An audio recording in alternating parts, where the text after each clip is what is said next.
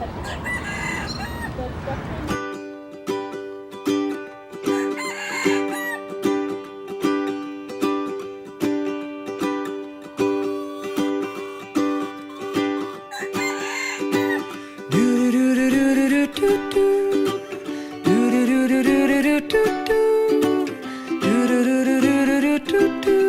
why I'm here? Well, first of all, I'm an immigrant.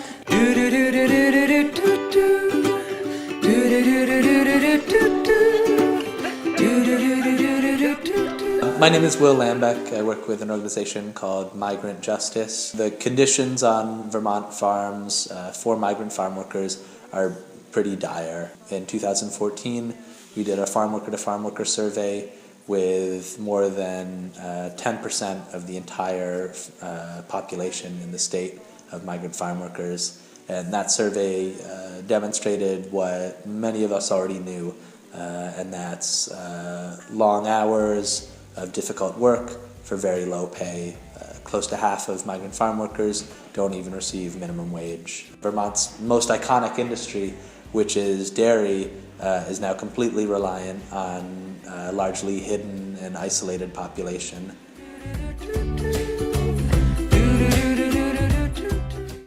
So my name is Emily Hoffman. I'm the State Program Director of the Massachusetts Migrant Education Program.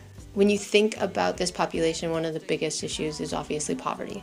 And the main key to them being able to break that cycle will be education.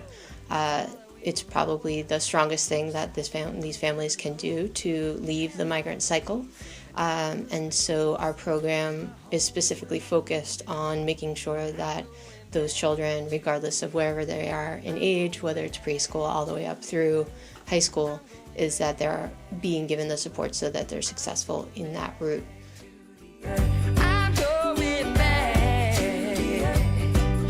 So I'm Karen Freudenberger. I'm the project manager at Pine Island Community Farm. And Pine Island Farm is a farm that supports new Americans, so that's people who arrived in Greater Burlington as refugees, to produce food that is culturally important to them and to connect to the land in their adopted country. Those are really the two missions that we have here. One of the reasons why we became involved in starting this farm is we noticed that people actually shared a lot of values. They shared this connection to the land. Vermonters are very place-based, as were most of the people who came here as new Americans before they were so dramatically uprooted from their place. And they're also extremely oriented towards local food and natural food and organic food. But they don't, because they don't know one another, they have no way to know that they actually share those values. Hi, my name is Marita Canedo, and I work for Migrant Justice. I'm a coordinator of volunteers, allies, and interns. Although we're immigrants, we are humans first.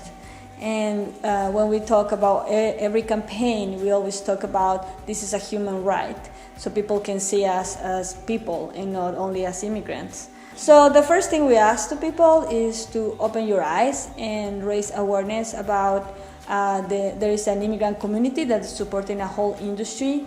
So be more conscious about the products that you consume. Think about when you are buying something, you're supporting exploitation or you can support change. Hi, my name is Marian Dolk, and I work for the Norris Square Neighborhood Project. I'm the Gardens Manager. We are a community and youth empowerment organization. We focus on arts, gardening, and the Latino culture in North Philadelphia. There's a long history of Puerto Ricans living in Philadelphia and other Latinos who have immigrated. And it's just really important for people to know that the communities are here and they're strong and they're beautiful and they're vibrant. Right? So there's the deep healing properties in the earth, and humans have evolved from the earth and with the earth. And particularly for people who have immigrated here and are not living where they were. I mean, the reality of it is the work that these folks are doing, American citizens for the most part do not want to do. Otherwise they'd be doing it. People leave because they have to leave. They don't leave because they want to leave. There's a lot of pressures of assimilation, of poverty, of structural oppressions. And having something as simple as a green space outdoor to enjoy and that can remind you of a feeling of home can be tremendously important to healing and to feeling at home in the new community that you are in.